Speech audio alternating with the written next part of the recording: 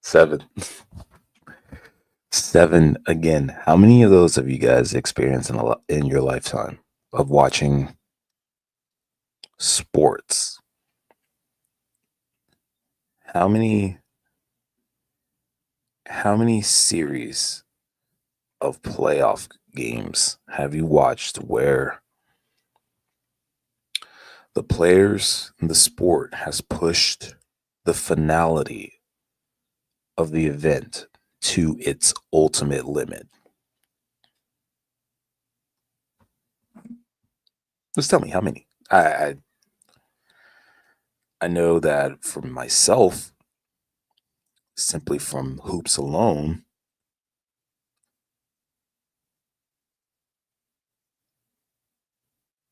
in finals, 5 or 6, maybe.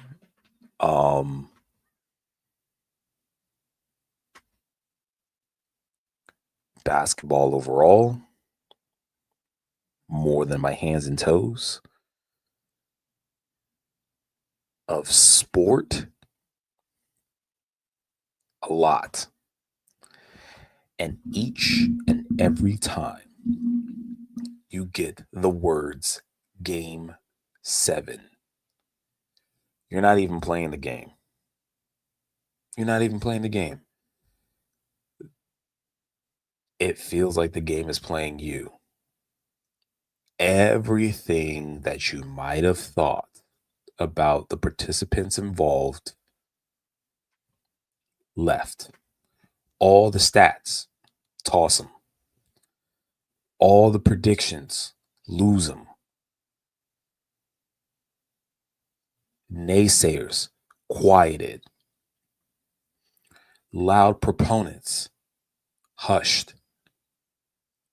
Listeners, watchers, fans, media, the world tuned in. It's my riff, 2 words. Shout out to Mos Def for the inspiration. Beat made by the artist formerly known as Kanye West.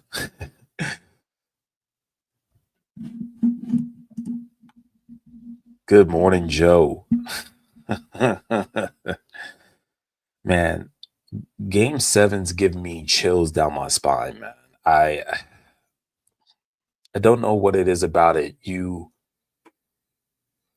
By this point in time, you are in one of 3 categories. You have chosen a side, and you're devastated because the side that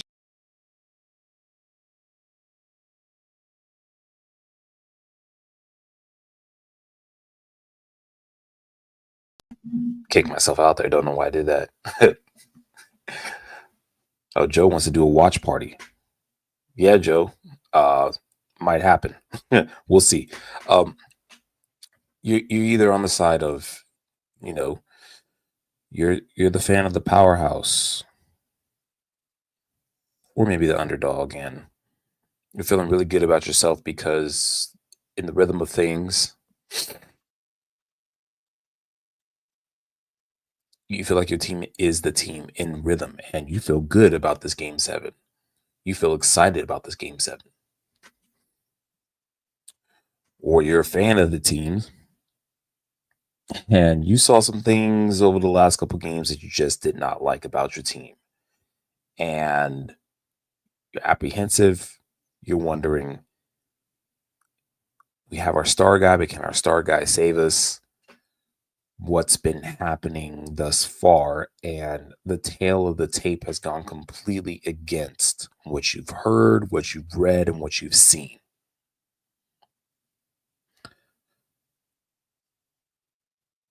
And then there's guys like me, just enjoying utter chaos. OKC, Indiana, Game 7 in Oklahoma City. As we said it before the playoffs started, the Larry O'Brien goes through Oklahoma City one way or another. And here it is. Game 1 went to Indy. Game 2 went to OKC. Game 3 went to Indy in Indy. Game 4 went to OKC. Game 5 went to OKC and all of America except for Indiana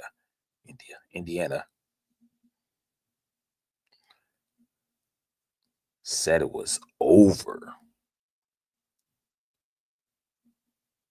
But then you had the Sophie Cunningham fans shouting out, nah, Indiana in 7 games.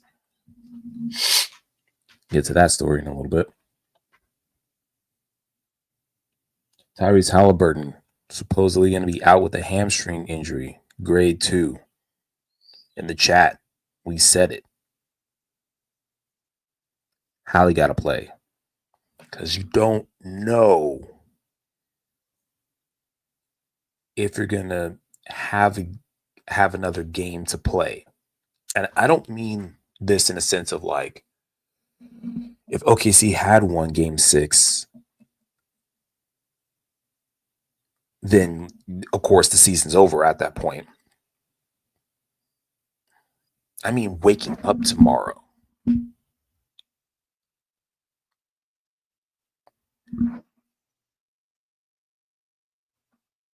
The finality of life.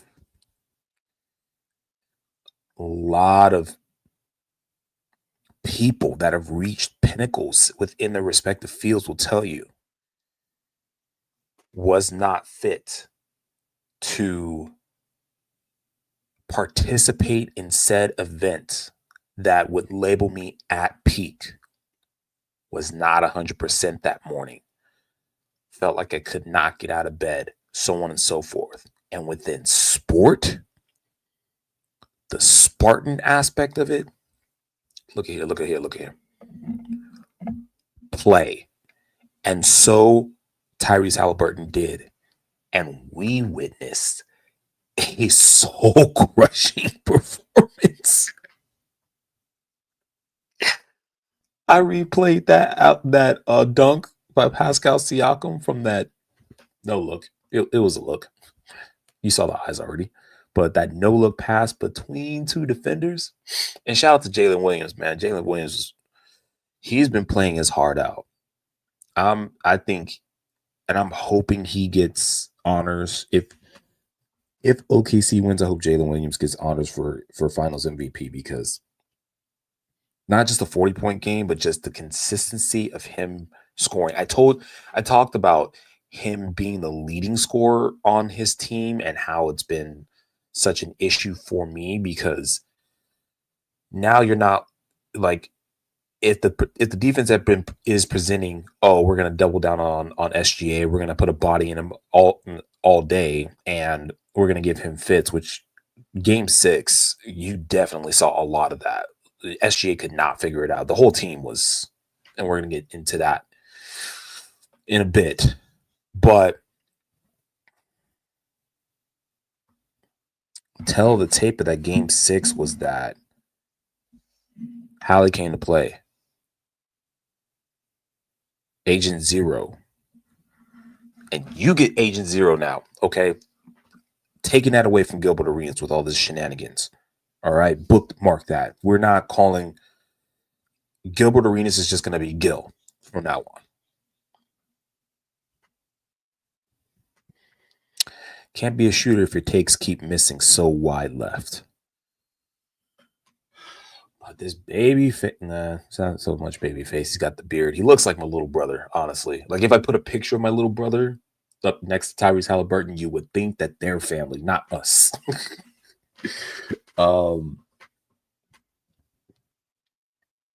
This guy he was hitting from places, and the way that he was hitting those 3-pointers, it looked like he was just he looked like Steph Curry when Steph Curry goes cold. He's just like, God, I just need one to fall. And so they did, and everybody ate that game, especially we're the growing tale of TJ McConnell has been amazing. There's always one person, there's always one random person every single playoffs that maybe 2% of the media talks about, that's in market, okay, and maybe a percentage of percentage are talking about that specific player on social media, and it's simply because of like some random thing or some hey, did you know type of thing as far as a relation to a bigger name player. Okay, TJ McConnell is not on a lot of social media desktop hoopers, armchair quarterback type of radars. Okay, no one was talking about TJ McConnell before last round, and even then, it was naysayers, a fluke, one off, whatever. Rick Carlisle knows what he's doing. That boy got hustled. He has a resounding image of the heart of how Indiana plays. Big hearts, fast feet, in your face like a dog, and I love it. We got to game 6, and Oklahoma City did not show up. No, I take that back. They showed up for 5 minutes of the first quarter. It took 1 minute for a 10-point gap to be closed by Indiana. And it was scramble, good shot. Defense played, turnover on OKC, scramble, good shot by Indiana, bad shot, empty possession after empty possession after empty possession. And it was like, this is really going to happen again.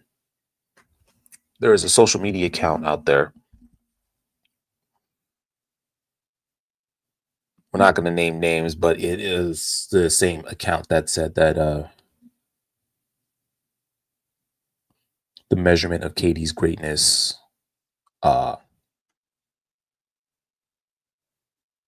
something about his legacy being measured and it being subpar.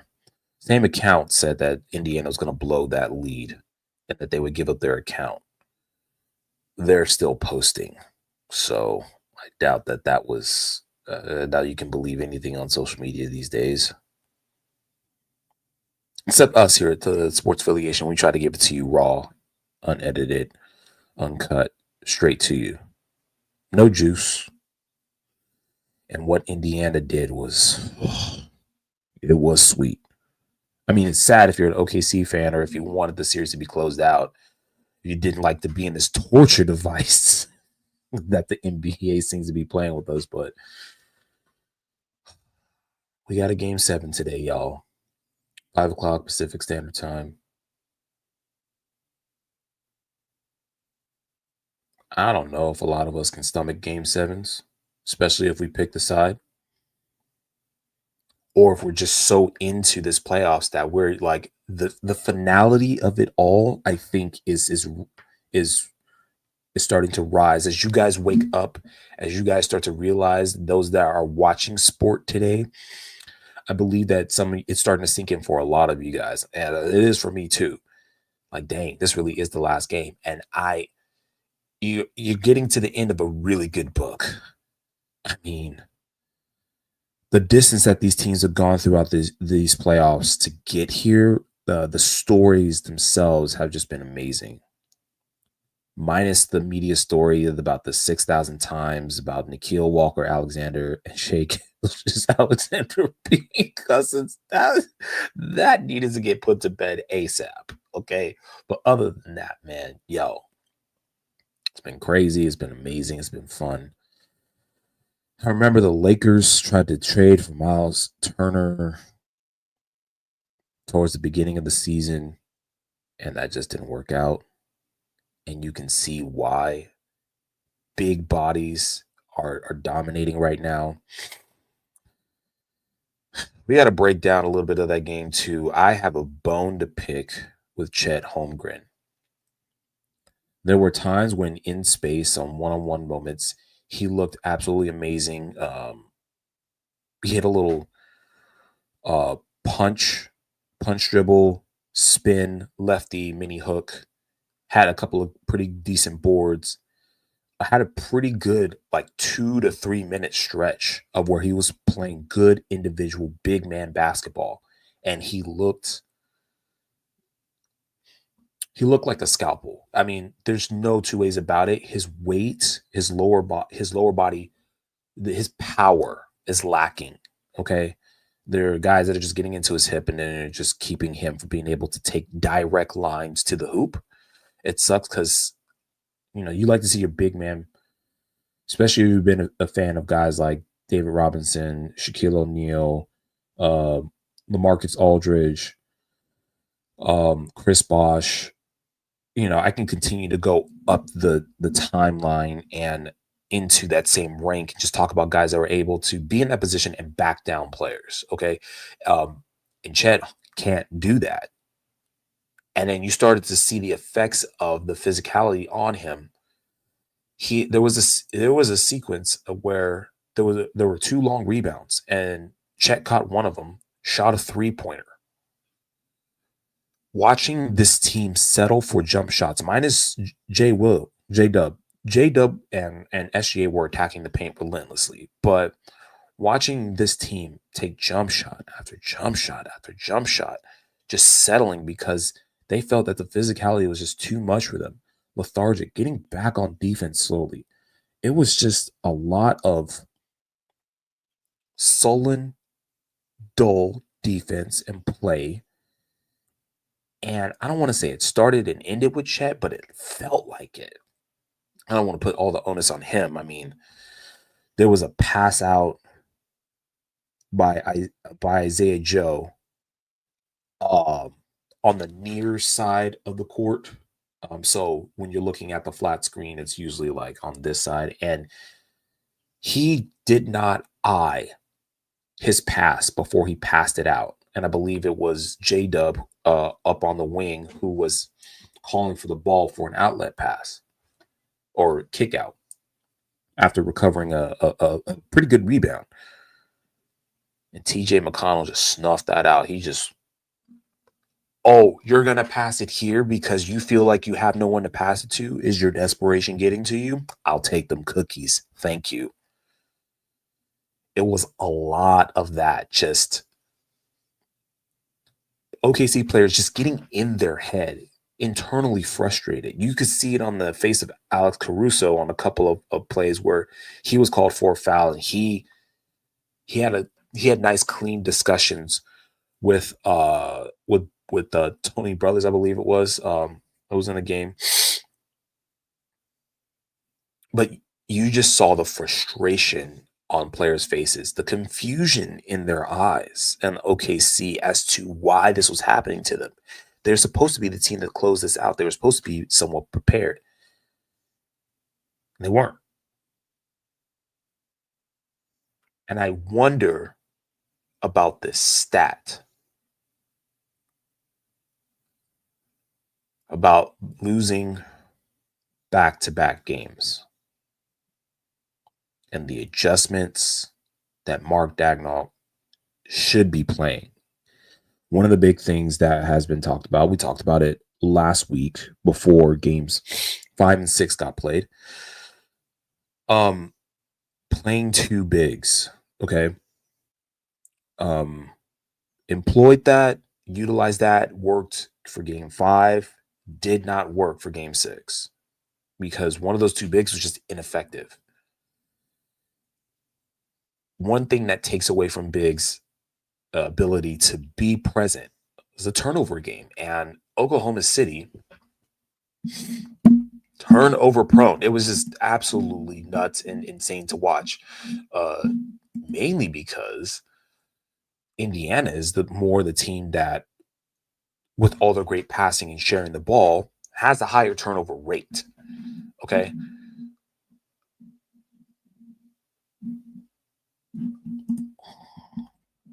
Just pull these up for you. Average turnovers again.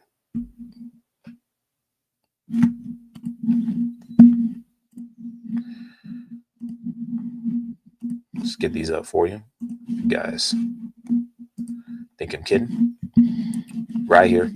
It's right there. Plain as day. Turnover. 17.3 to 14.7. Oklahoma City isn't turning the ball over as much.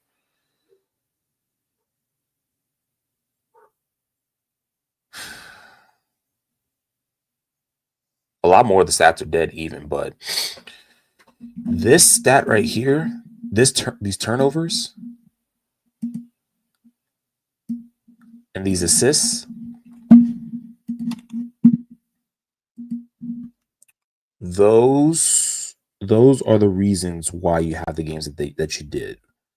Those are the reasons why you had the disparity and where you had it. So again, turning over the ball takes away from the big man, and here's why I say that: because when the action is happening within either the free throw line or above, right? Bigs are positioned. Typically, Isaiah Hartenstein is put in more of the dunker spot, more the 5 area. So he's low, go this way, lower on the post. So he's about 90 something feet away from the opposing basket.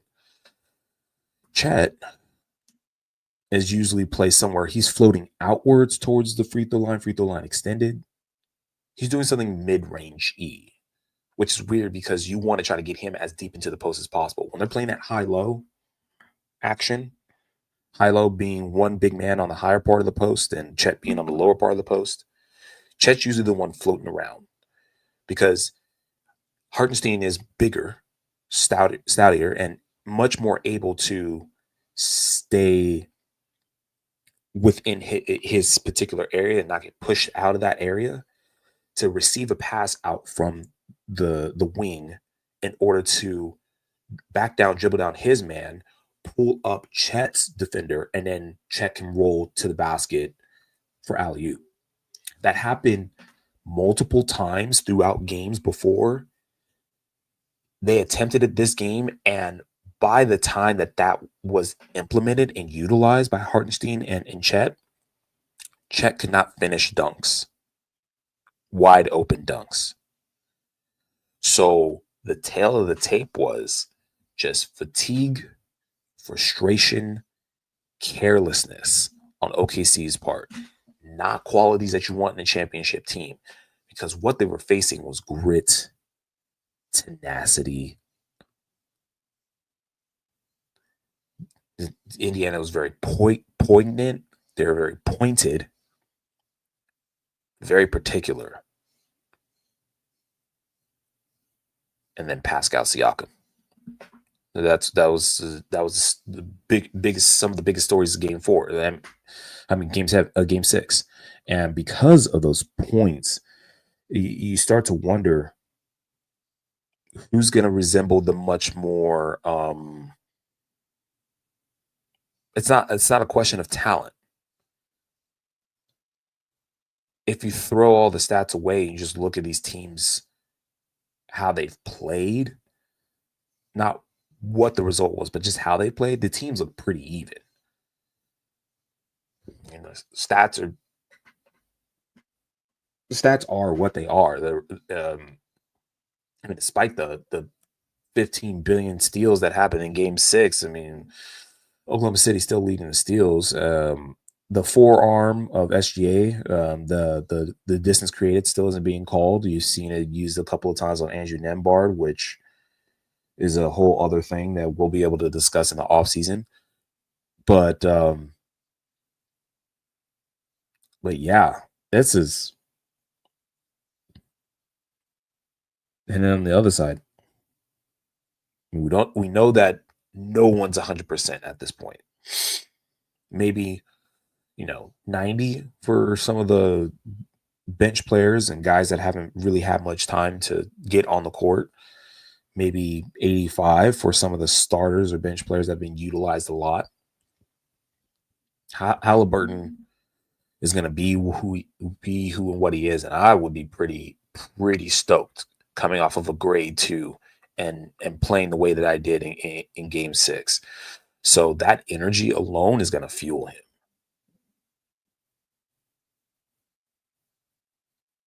Pascal. He's had a couple of games where he's dropped off. I mean, Tyrese Halliburton had that one game where he had nothing. Understandably so, players bounce back. Miles Turner is getting rebounds and blocks. Oh, yes. That reminds me. There was a sequence.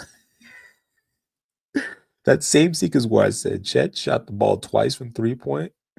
When he went to reload the second time, for those of you that didn't watch the game, go back and watch some highlights. Chet Holmgren got blocked on a 3-point attempt.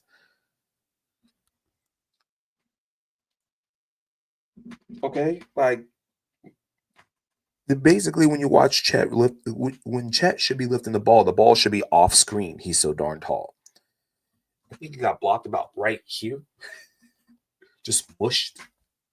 I've never seen a big man get blocked on a 3-point shot ever in my life. Okay, I don't know what level of fatigue you got to be at in order to get blocked by. I believe it was Turner that blocked that shot, but it was absolutely. I personally found it disrespectful because, first of all, big man, I know that it's a new day, it's a new age in playing hoops, but what are you doing just lazily shooting a 3-point ball out there?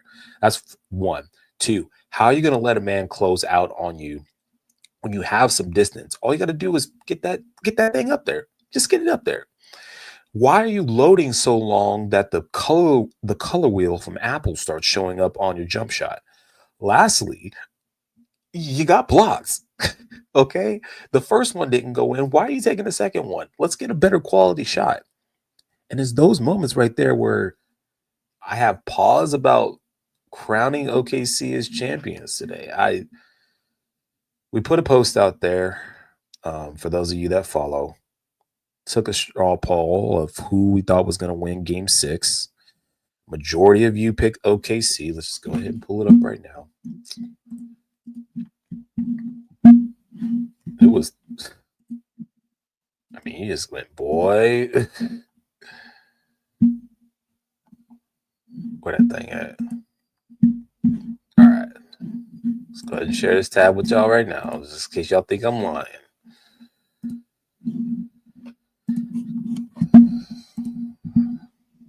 There it is. 13 of y'all voted, and a lot of y'all got it wrong. And to further that, I said that was the game that OKC needed to win. I don't think that OKC is getting the championship. I think that Indiana is going to steal this one. I think that they're going to be talking about the what ifs for years to come. I think that the league is going to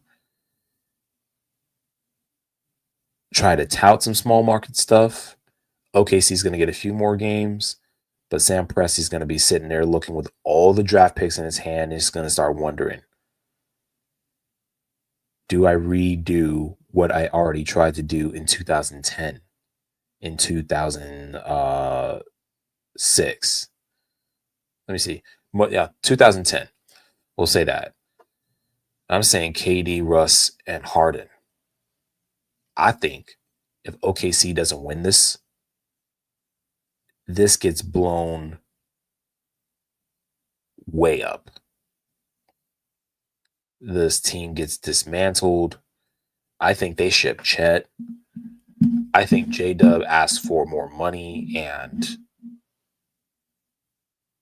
leaves. I think the pressure that's what made game 6 so important to close out. Personal witness of what can happen when a powerhouse team does not close out. You get someone that ends up playing out of their mind, that lives for the moment. It's like, I've been waiting on this, cuz. And you're gonna get someone like Ben Matherin or Ben McLemore, or I don't know. Shoot. Heck, even Miles Turner could go off for about 30.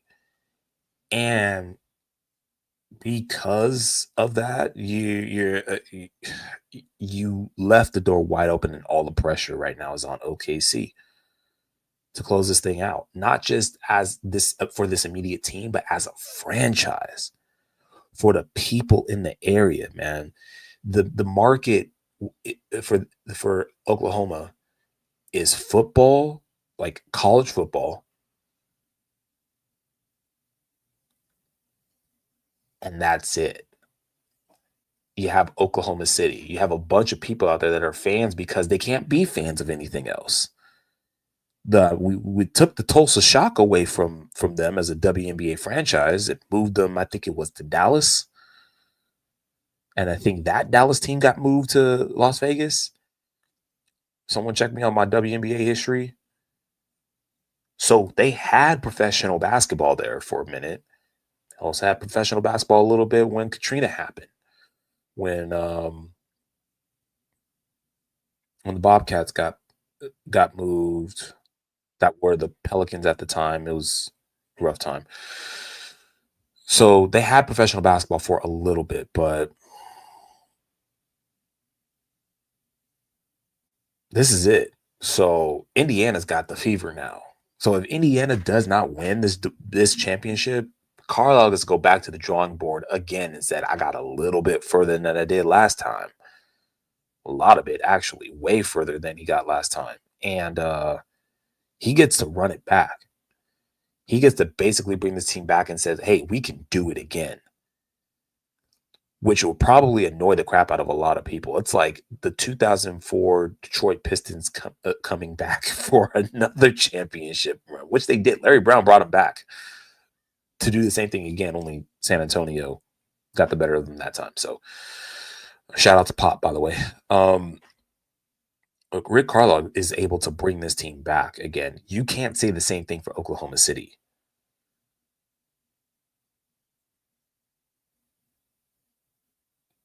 We're all in today, y'all. All right, let's get into let's get into today. If you haven't tuned in before, this is the Sports Affiliation's TSA Hoop Show, with your boy JR. Good morning to everyone. I didn't say that at the beginning because it's a beautiful day. It's a beautiful day for basketball. We needed to get into it. Now that you guys have the background, let's get into the meat of things. Game 7, Indiana at OKC. For all the marbles, one franchise is looking for its first ever championship in Oklahoma City. We're not talking about Seattle Supersonics, okay? We're talking about Oklahoma City, okay?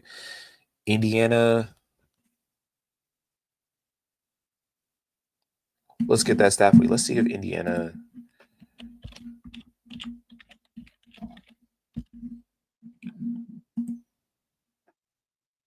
Pacers have had championships before the merger.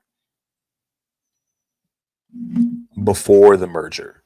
So for those of you not hip to the game, just like the NFL, the NBA was fractured into several leagues before it had adopted the ABA,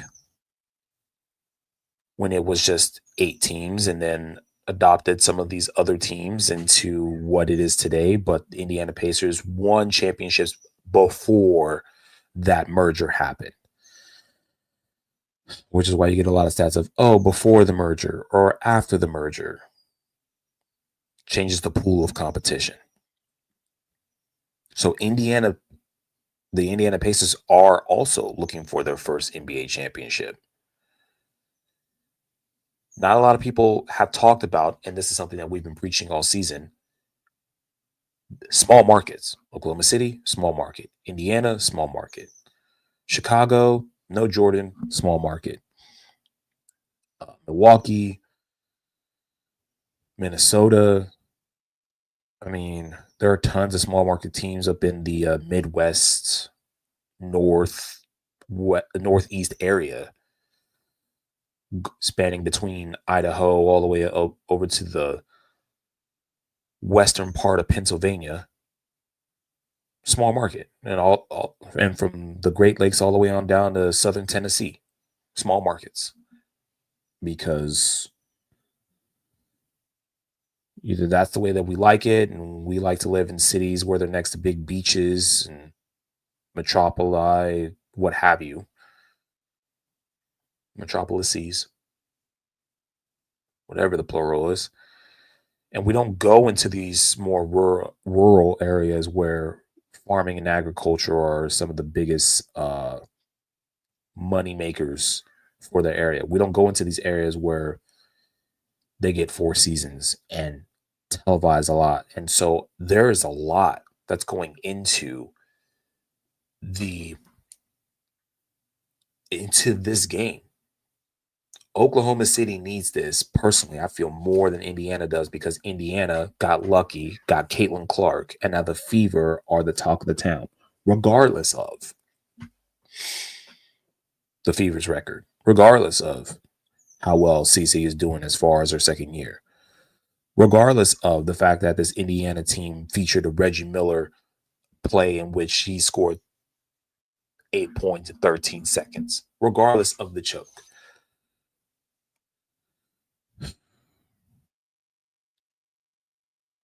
All of this, thanks to Paul George getting that one injury in the Olympics, not sticking around for an Indiana team,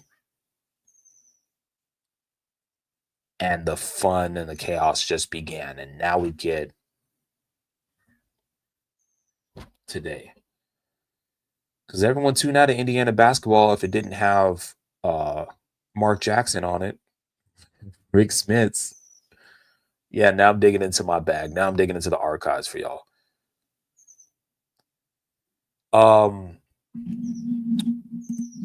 Tape right now is as follows. Oklahoma City's got a tick over as far as scoring in Indiana. A lot of the games have been reaching under as far as the total is concerned. So, we're definitely going to talk about that later. Rebounding. Indiana Pacers have been a tick, like half a tick over. So 42 and some change. Indiana's been surpassing Oklahoma City in that aspect. The assists, we just talked about that. Indiana passes the crap out of the ball. Passes, like, their guys know who to get the guys to. They know their spots. It's crazy. Oklahoma City Thunder is more of, they have players that try to attack individually first, a lot of one-on-one action, and then try to create some action off of that and then share the ball. Probably want to try to figure out how to be a little bit more collectively ready. Steals, Oklahoma City is leading in the category slightly, but it's mainly because of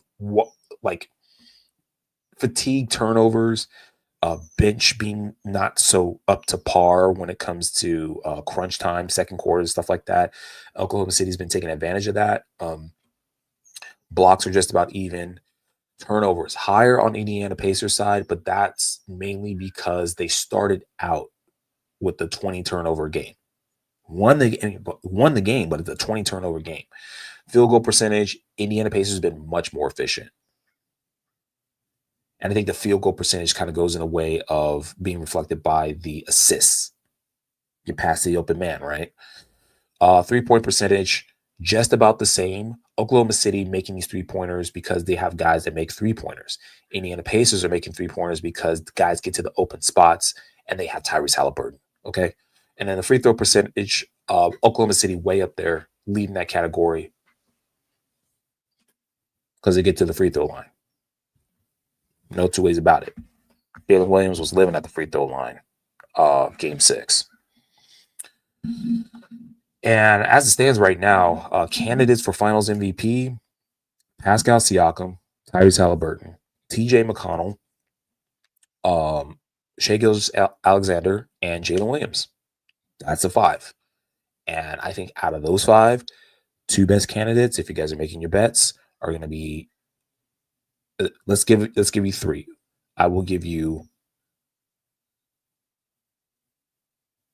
Tyrese Halliburton because of his performance, his appearance in Game 6, and playing on that injury.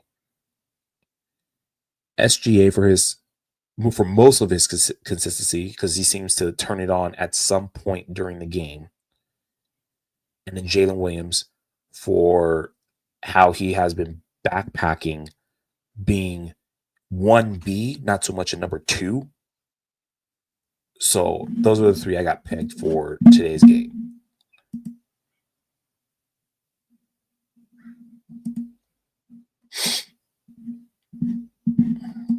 Thanks, Joe, for the repost. Appreciate it. Again, if you don't know, this is a sports affiliation. Don't forget to give us a like and subscribe. We may have a couple of guys popping in here in a few moments. We'll see. If not, that's not the end of the world. We are teasing a possible watch party this afternoon in which we'll get on. We'll talk hoops. We'll talk about the game. We'll talk about what's going on. We have tickets that we're going to be posting along with this video. When these videos go up, you can also find us at thesportsaffiliation.com if you're not following us on YouTube, and subscribe. So you can also find some comments there about how we collectively hit a big pot 5-legger the other day for Game 6. And we tagged the guys there. Rico, Iggy. What's up, man? Hey, man, late start over there? Yeah. Hey. It's 10 a.m. somewhere, man.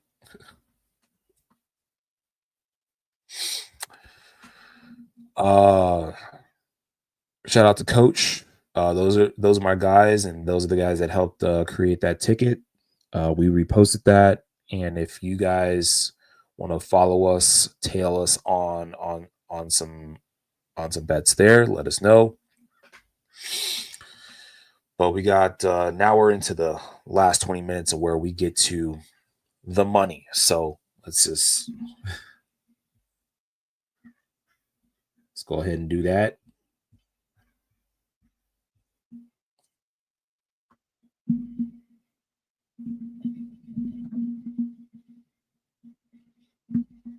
Okay. Oklahoma City Thunder right now is favored. Money line's got Indiana Pacers at plus 195. The spread today is 7. Who do you think has the most to gain today? Iggy asks who has the most to gain tonight. Indiana. You guys make sure to keep questions like this in mind, because it's not just the history being made today, it's the fallout after. It's always the fallout after. When the big market teams go to the finals and win it or lose it, there's not a lot of wiggle room. Like, star player gets mad or changes some things around or thinks it's great, and the guy who's a loving guy retires or gets traded, and then everyone's kind of up in arms for a couple months, but then moves on. How many losers? Just as many losers as winners in the finals. Yes, period. Individually, Iggy asks who has the most to gain. Individually, Tyrese Halliburton. Okay, Pascal Siakam's already a champion. He wins either way. Okay. The rest of the squad has already won.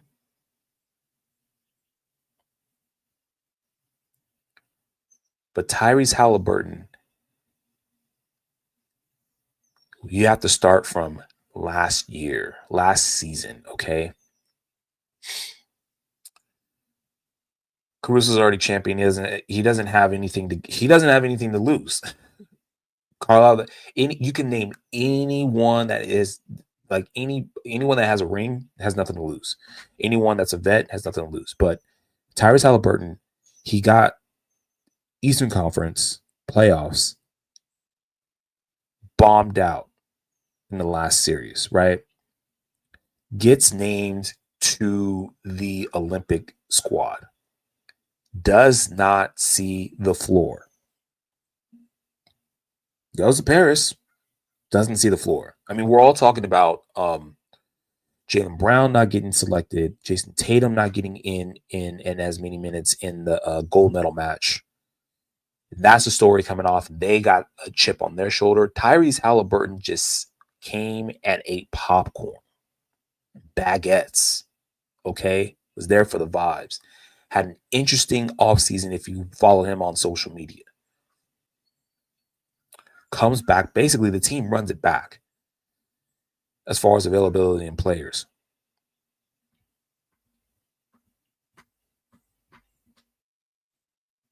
Season starts out almost as bad as any other team.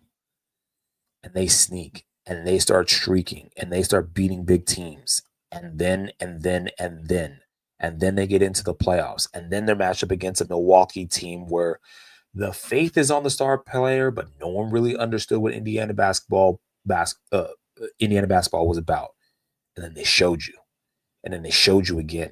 And then they showed you again. And they're showing you now. And it's all been led by this. This is what they're being led by. A walking aura farming meme. That's what they're being led by. That shoots a damn good three-pointer. If anyone is going to gain a lot, actually, I'll take that back. Tyrese Halliburton has nothing to lose. That's dangerous. He could lose this game. He could see all the time on the floor and not score a bucket. Give up every turnover in the book. Lose 100 and something points to 40. He's won. It's done. It's done. Okay, I'm sorry. Largest preseason odds to win a championship. If Pacers, you bet on the Pacers to win a championship, you're a homer. I know you are. You probably got a house out there somewhere. You could retire at 40 if you wanted to. You probably put $500,000 on the Pacers just because you felt good about the Pacers. You're a season ticket holder. I wasn't. We're gonna go into the off season. We're gonna talk about how far off the preseason predictions were, and we'll eat crow. Okay. The point being, to answer your point, Iggy, most to gain. Agent Zero. Speaking of Agent Zero, his line today, talk about some player props. Oh, total, by the way, is moved down to 215. I'm betting under on that. I'll tell you that right now.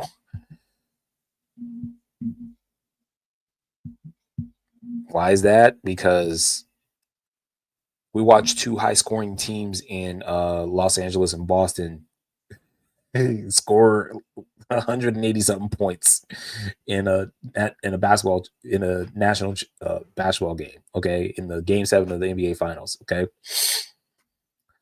we've seen Game 7s before. It's tight. Everyone is broken.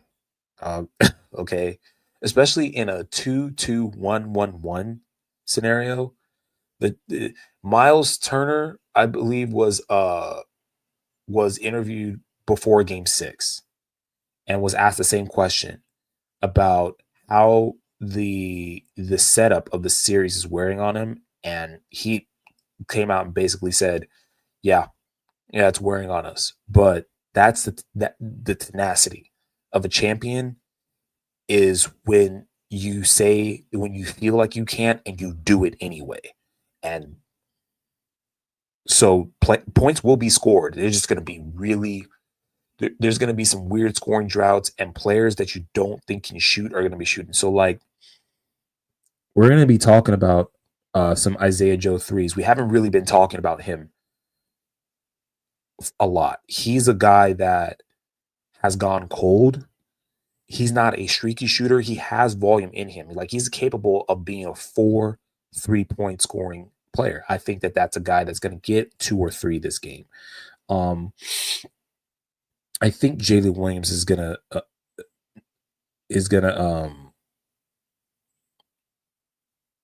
have a much better performance today. I think that Alex Caruso is gonna have a couple of pivotal moments,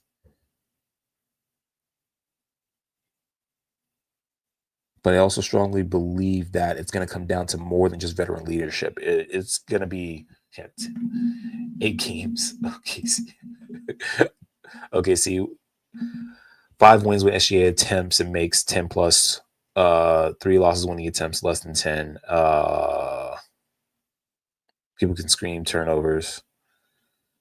Defense, but that's a very telling stat. High percentage to rest, saving the timeouts. The ability to substitute players is a true key to the game. Yeah, Dagnall's gonna have to coach his behind off because this team's gonna be too tight in order to get through this one. I understand that there's some toughness in some of the players. I think OKC is going to be much more reliant on Isaiah Hartenstein than they are on Chet Holmgren to score, because this kid he's getting out muscle for these rebounds. He needs help, and OKC is not crashing these boards like they should be. Indiana is crashing the heck out of these boards. They're losing TJ McConnell in crowds. It's absolutely insane as to how lethargic their attentiveness is at moments. And that's how you, as a guy that doesn't look like they play basketball or doesn't belong in the group of personnel on the court, that's how that guy shines. He says, if you're going to sleep on me, you're going to pay for it. And it happened. I watched TJ McConnell just go and walk down. I'm trying to think of who it is. Just completely just sped dribble past him and for an open layup. Probably could have passed it out, and defense just got lazy and just let him waltz in for a layup with a big on the court. I don't. OKC's got to wake up. Allie.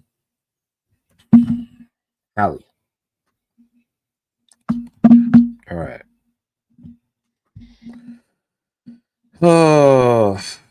Game lines, player props. SGA, his line is at 33.5.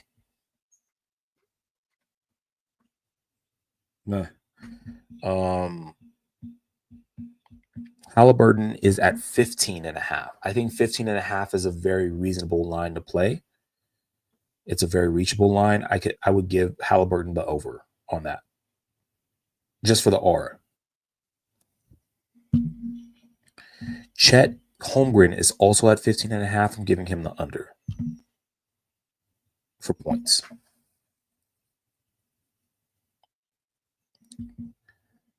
I don't like Pascal Siakam is at 20.5. I don't like his line. I don't like Jalen Williams' line is at 22.5 because you could get nerfed in this game. It could be the one game. Jalen Williams literally could have a James Harden game. James Harden did the exact same thing. Gave the Lakers fits through 6 games. Gave Miami Heat fits through 6 games. Gave teams like the Dallas Mavericks, gave teams throughout certain points in their playoff career in OKC fits through 6 games. And then the 7th,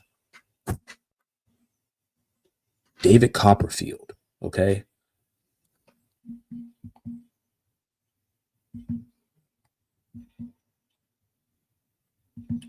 Andrew Nembhard's a name that we haven't called a lot throughout this series. He's done David Copperfield.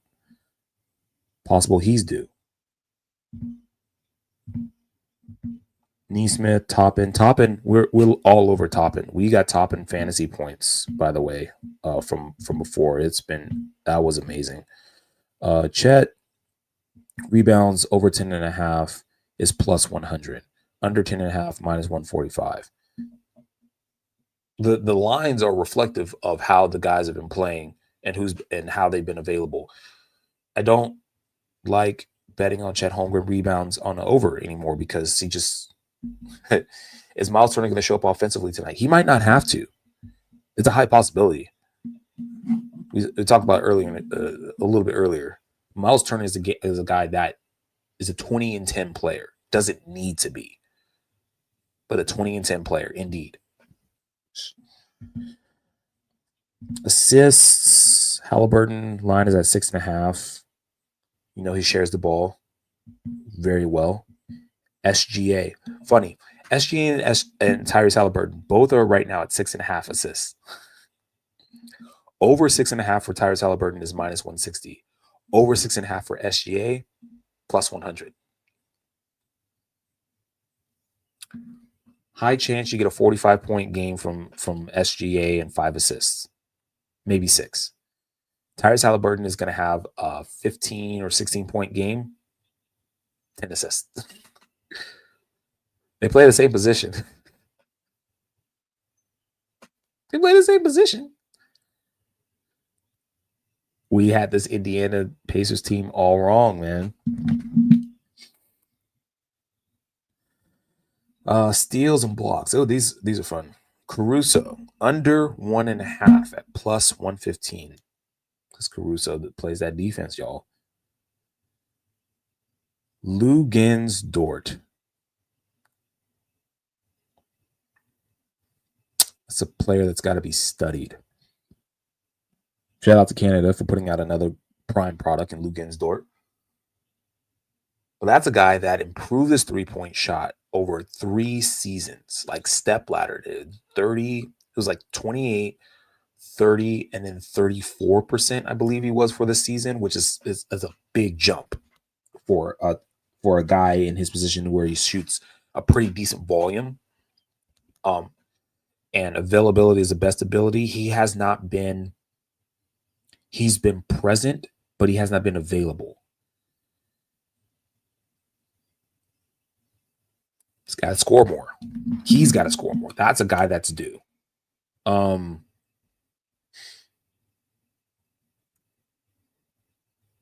still on steals right now. Tyrese Halliburton under 0.5. Free play. You guys find that out there, half. Put the over in a leg. He's due. Okay. Player blocks, Miles Turner. Over under 1.5. After that, block out by Chet. Give him the 2, man. Bet the over. Double doubles and triple doubles. I don't really touch that because those are insane and everyone's got their job to do and it's not time to show off unless someone just completely goes off or just has pretty good opportunity. TJ McConnell's a good guy to get that wild card, that one-off. You know, if it's like, actually, let's see that. Probably like plus 10,000 odds or something like that. TJ McConnell. Over on a double-double, 1575. Screw it. Let's do it.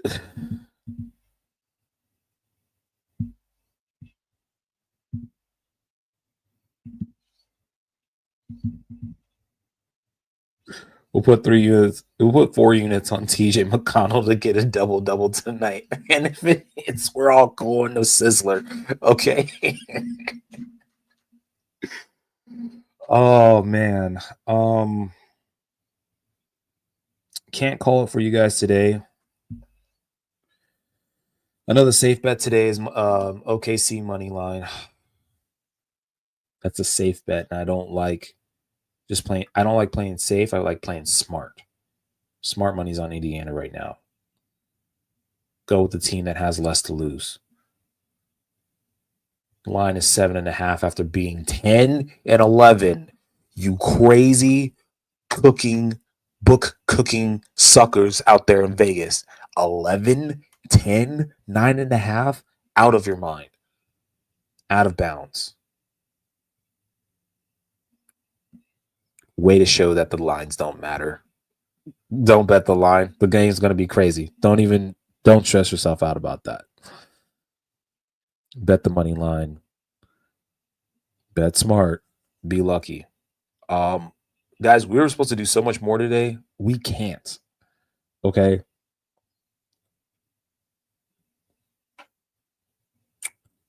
So that's why you follow us here.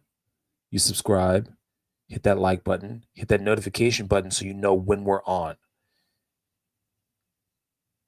We check our inboxes, we check the channel, we check our comment section. We've addressed what we could for now. You may get some later. But it's been a brilliant season, and we'll get the post-season show for you next Sunday. But until then, I appreciate you all, guys. It's been work getting us here, but it's been worth it. To be able to do this for you guys has been nothing short of a blessing. So shout out to all the TSA. Shout out to JC for setting this up. Shout out to Iggy for being a support. Rico, I know you out there somewhere waking up. I don't know if you're still on vacation or not, but hope you're enjoying it. Coach, appreciate you putting your 2 cents in and helping us out with daily fantasy and stuff like that. And we're going to get a wrap-up show here in the works sometime soon. But until then, Game 7, y'all. Love. Peace.